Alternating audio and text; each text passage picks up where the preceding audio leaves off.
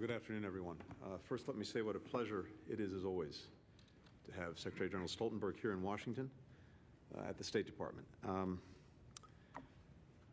Let me first note the drone attack yesterday by Iranian-backed militia on U.S. forces in Jordan. It killed 3 of our soldiers, wounded many others. First and foremost, I'm thinking of those who lost their lives, those who were wounded, their family members, and their friends.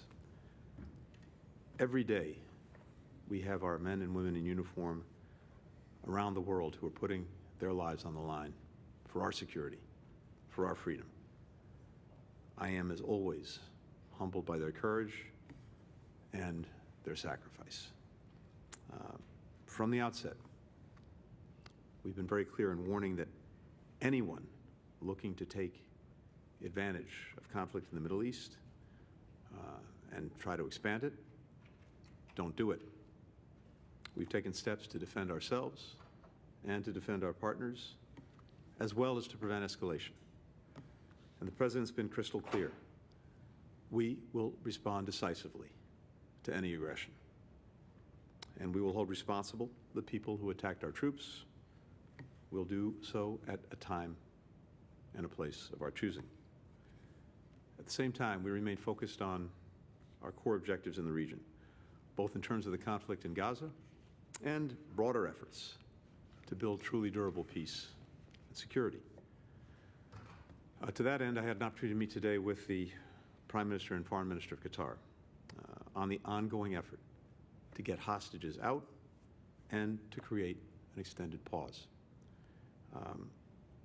This is critical to then being able to get to the formula that we've been talking about for putting a durable end to the cycle of violence that we've seen in the region for generation after generation, and the opportunity that exists to actually achieve it, an integrated Israel with relations with all of its neighbors, security commitments, assurances that it needs to make sure that it can move forward in peace and security.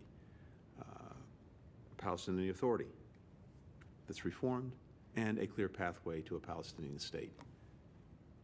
That vision and its realization can dramatically change the security circumstance for Israel, for the Palestinians, for all of our partners in the region, and at the same time, isolate the small number of actors who don't want to get there, who have a very different vision for what the future is, notably Iran, a different vision that we see playing out every single day, either directly by Iran or by its proxies.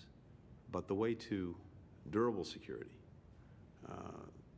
is through a region that's more integrated, where the relations among its countries are normalized, and where the question of the rights of Palestinians is finally answered. Jens and I had an opportunity today, of course, to talk about the NATO summit and to talk about other matters relating to our alliance. And I have to say that, once again, we see that NATO is advancing with a sense of urgency and a strong sense not only of unity of purpose, but unity of action.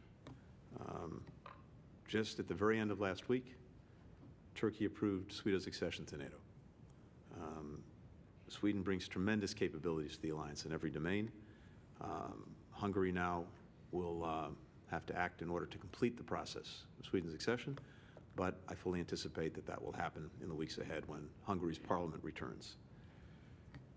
Now, the accession of both Finland and Sweden was far from inevitable. In fact, if you go back a little over 2 years, no one was talking about it.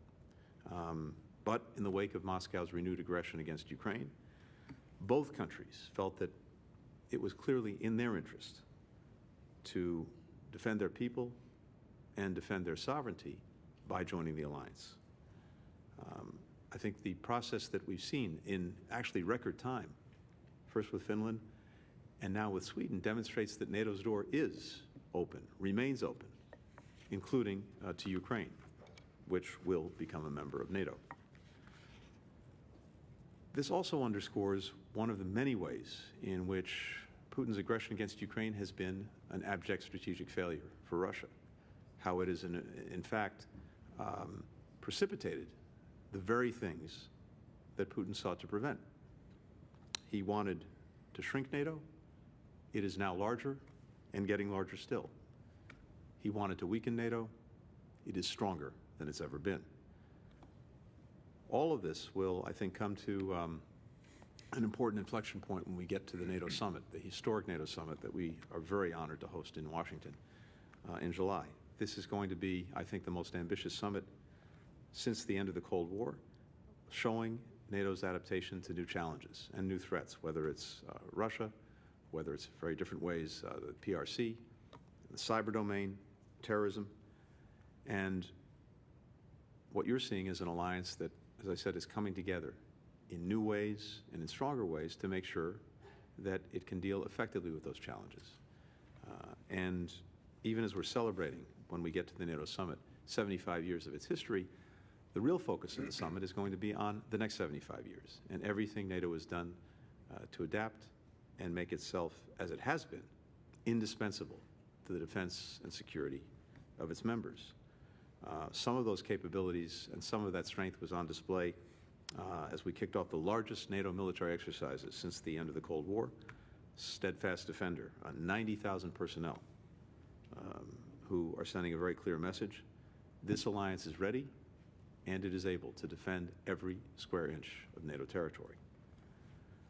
We discussed with the Secretary General NATO's unwavering support for Ukraine. Last week, NATO signed a $1.2 billion contract to produce 220,000 artillery shells. That's going to help allies restock their own arsenals, and it complements efforts by the United States, by the European Union, by Ukraine, to ramp up defense production. This will make NATO itself and all allies much more resilient for future threats as we move forward.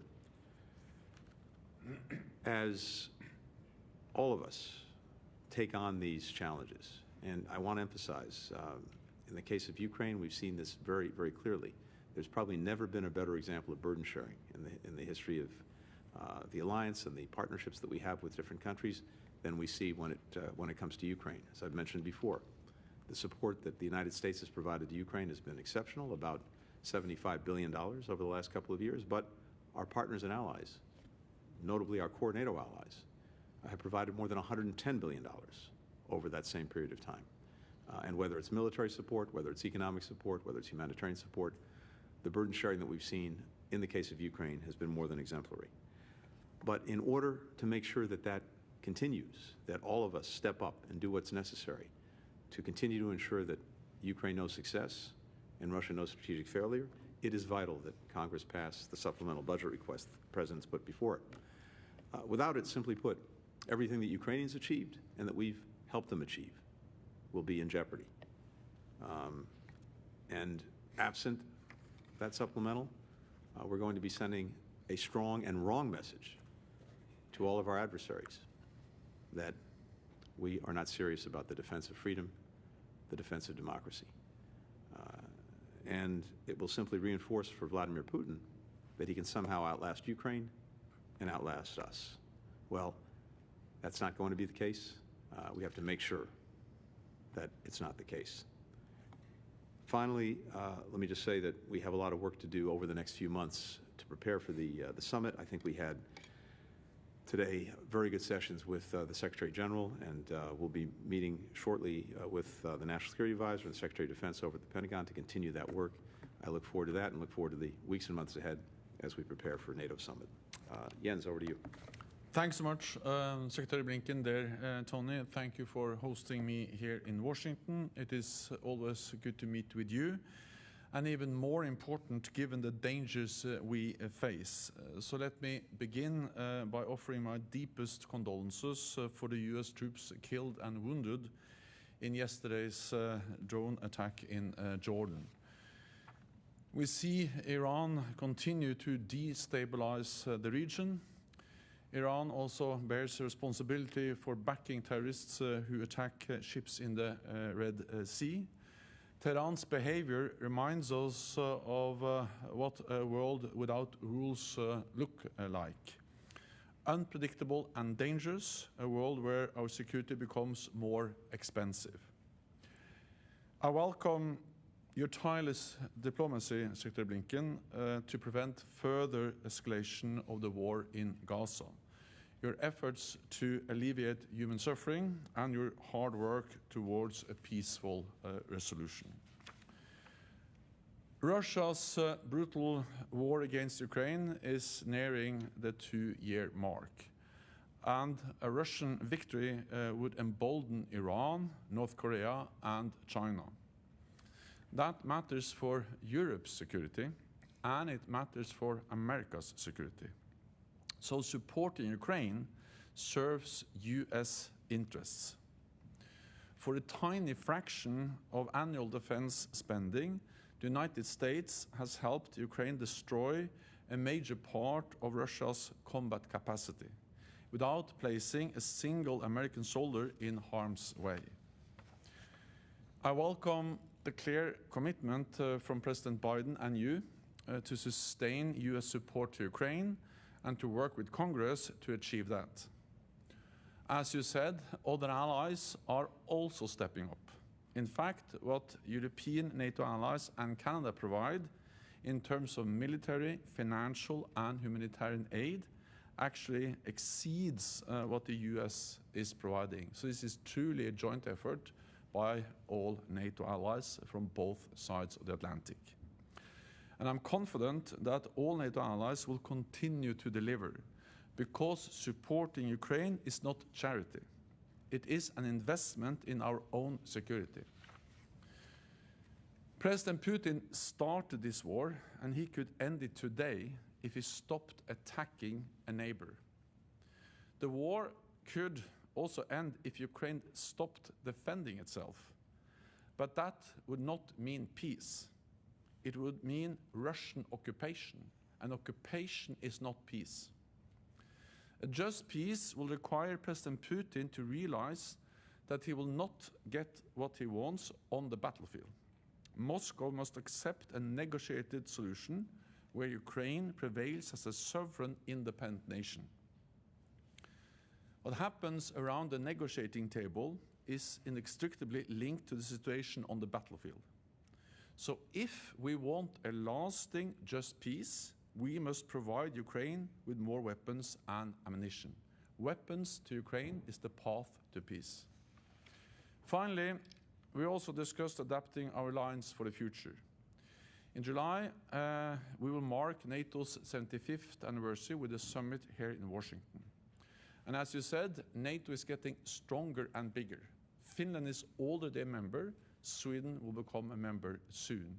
And this demonstrates that Putin is getting exactly the opposite of what he wanted. He wanted less NATO, a weaker NATO. He's getting a stronger and more united NATO, and NATO with more members. At the summit, we will take further steps to bolster NATO's strength, invest more in our defense, and work with partners around the world. Through NATO, the US has more friends and allies than any other power. Together, we make up 50% of the world's economic and military might.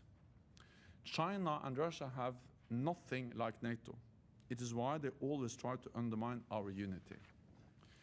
In times of growing competition and rivalry, NATO makes the US stronger and safer, and all of us more secure. So Secretary Blinken, dear Tony, thank you again for your personal commitment to our transatlantic bond and to our shared security. Thank you.